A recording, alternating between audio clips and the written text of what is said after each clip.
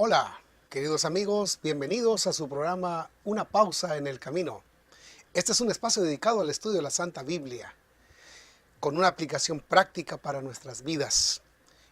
Mi nombre es Saúl Aispuro, pastor de las iglesias en Southgate, en Linwood, California, el área de Los Ángeles. Y es para mí un privilegio continuar con esta serie de estudios acerca del Evangelio, en la unidad del Evangelio, la unidad en Gálatas. Pero para eso tenemos una cortita oración antes de ir al tema de la confrontación en Antioquía. Oremos.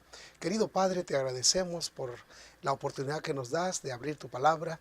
Hemos estado estudiando esta serie de estudios en los que podemos encontrar la importancia de la unidad y cuán conflictivo va a ser la unidad en medio de estos últimos días, Señor. Te pedimos que tu bendición nos ayude para serte fieles y te rogamos tu dirección en el nombre de Jesús. Amén. Quiero recordar uno de los textos que hemos estado recordando a través de estos últimos días de este estudio. Dice, completad mi gozo, sintiendo lo mismo, teniendo el mismo amor, unánimes, sintiendo una misma cosa. Filipenses 2:2. Es importante como el Señor nos dice a través de Pablo, la importancia de la unidad, la importancia de del compañerismo, de la confraternización, del amor genuino entre los creyentes. Y sin embargo, ¿cuántas veces podemos pensar de que no es fácil estar unidos cuando pensamos diferente, adoramos diferente, hacemos las cosas diferente? Y si no lo hacen como nosotros queremos, parece que podemos tener conflicto. Y hubo una confrontación, según el estudio de esta ocasión, en Antioquía. Cuando Pedro, el apóstol, fue a visitar esa ciudad, se encontró con una situación en la que, vamos a ver qué nos dice la palabra. Dice en Gálatas 2:11, pero cuando Pedro vino a Antioquía, lo reprendí cara a cara, dice el apóstol Pablo, porque era de condenar. Pues antes que llegaran algunos de parte de Jacobo, comía con los gentiles. Pero después que llegaron, se retraía y se apartaba, porque tenía miedo de los de la circuncisión. Y en su simulación participaban también los otros judíos, de tal manera que aún Bernabé fue también arrastrado por la hipocresía de ellos. Pero cuando vi que no andaban rectamente conforme a la verdad del Evangelio, dije a Pedro delante de todos, si tú, siendo judío, vives como los gentiles y no como judío, ¿por qué obligas a los gentiles a judaizar? Aquí estamos encontrando una situación delicada. El apóstol Pedro, flaqueando en su fe realmente, porque el comportamiento de Pedro no era el más adecuado, no estaba dando un testimonio adecuado en ese momento. ¿Qué hacer en una circunstancia cuando la cultura, la tradición, la costumbre dice una cosa y el evangelio dice otra? Es interesante cómo entre un líder y otro líder hubo esa reprensión. Dice, pues antes que llegaran algunos de parte de Jacobo, comía con los gentiles, participaba con ellos. Debería de continuar cuando llegaban las otras personas. Sin embargo, dice, pero después que llegaron, se retraía y se apartaba. ¿Cómo le llamó Pablo a esa práctica de Pedro? Por su nombre.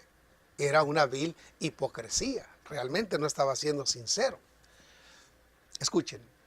Algún tiempo después de la consulta de Pablo en Jerusalén, Pedro visitó Antioquía, en Siria, la ubicación de la primera iglesia gentil y la base de las actividades misioneras de Pablo que se describen en el libro de los Hechos. Estando allí, Pedro comió libremente con los cristianos gentiles. Pero cuando llegó un grupo de cristianos judíos de parte de Jacobo, Pedro, temeroso de lo que podrían pensar, cambió completamente su comportamiento. Este es un asunto actual, no es un asunto del tiempo del apóstol. Y es una circunstancia que nos puede pasar a cada uno de nosotros cuando no queremos que las demás personas piensen diferente de lo que nosotros quisiéramos que estén de acuerdo. Así que en este caso, la conducta de este apóstol dejaba mucho que decir. ¿Por qué? Porque no fue sincero, fue hipócrita el apóstol. Sin embargo, no podemos juzgarlo tan libremente porque ese problema puede estar con nosotros hoy en día en la iglesia actual. ¿Cuántas veces las apariencias que queremos nosotros que otros miren, nos conformamos con un mundo aparente, cuando la realidad es otra en el corazón, cuando por dentro podemos estar peor que Pedro? Así que aquí vamos a analizar un poquito esa circunstancia y cómo se enfrentó a esa situación Pablo. ¿Por qué Pedro, dice una pregunta, debería haber actuado más sabiamente? En Gálatas 2:11 dice, pero cuando Pedro vino a Antioquía, lo reprendí cara a cara porque era de condenar. Dice ahí.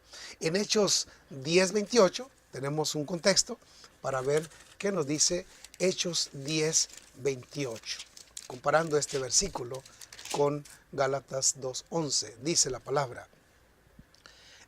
Les dijo, vosotros sabéis cuán abominable es para un judío juntarse o acercarse a un extranjero, pero a mí me ha mostrado Dios que a nadie llame común o impuro.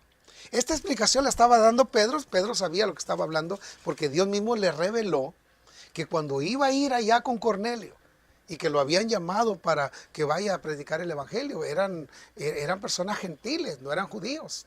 Y él la pensó, de hecho se llevó 2, 3 hermanos que lo acompañaran por cualquier emergencia. Y de hecho cuando vinieron de regreso tuvo conflictos, tuvo que explicar que fue una visión que Dios le dio donde dice, Pedro come, mata y come. Y dice, Señor, yo nunca he comido cuadrúpedos, animales inmundos. Y entonces en eso llegan a tocar la puerta, que eran las personas que venían de Antioquía para que vayan a predicarle a la palabra.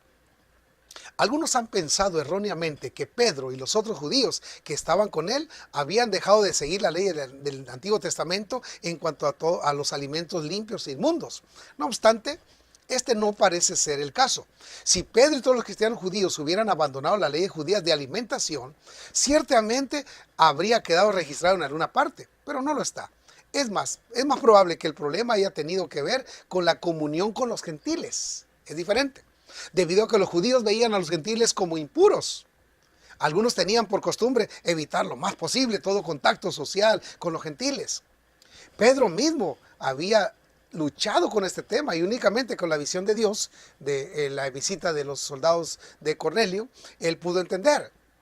Y lo dijo, vosotros sabéis que cuán abominable es para un varón judío juntarse o acercarse a un extranjero, pero a mí me ha mostrado Dios que a ningún hombre llame común o inmundo. No se está tratando de alimento, no es gastronomía el asunto. Es un asunto de la relación interpersonal con personas que no son judías, que no están circuncidadas, pero que quieren el evangelio de Cristo, que en Cristo no hay ni circuncisión ni incircuncisión, no hay judío, ni libre, ni nada. Es decir, en Cristo somos uno por la gracia de Él. Pablo, al ver la actitud de Pedro, lo llamó exactamente por su nombre. La palabra griega que utiliza en Gálatas 2:13 es hipocresía. Aún Bernabé, dijo Pablo, fue también arrastrado por la hipocresía de ellos. Palabras fuertes de un hombre de Dios a otro que está debilitándose en su fe. ¿Por qué es tan difícil? ¿Por qué es tan fácil ser hipócrita? ¿Acaso, dice, será que tendemos a cerrar nuestra vista hacia nuestras propias faltas mientras buscamos ansiosamente las faltas de los demás? ¿Qué clase de hipocresía encuentras en tu propia vida? Es importante pensar. Más importante aún, ¿de qué manera puedes reconocerla y luego sacarla de raíz? Dios ama a los humildes y la persona humilde es sincera, es transparente, es honesta e íntegra a la vez. El Señor nos ayude para ser fieles cuando nos miran y cuando no nos miran, en presencia o en ausencia de los que nos podrían juzgar o pensar diferente. Que mantengamos un así dice Jehová, así está escrito. Oremos. Querido Padre Celestial, te agradecemos el privilegio que nos has dado. Ayúdanos a ser sinceros, pero dirigidos por tu palabra. En el nombre de Jesús. Amén.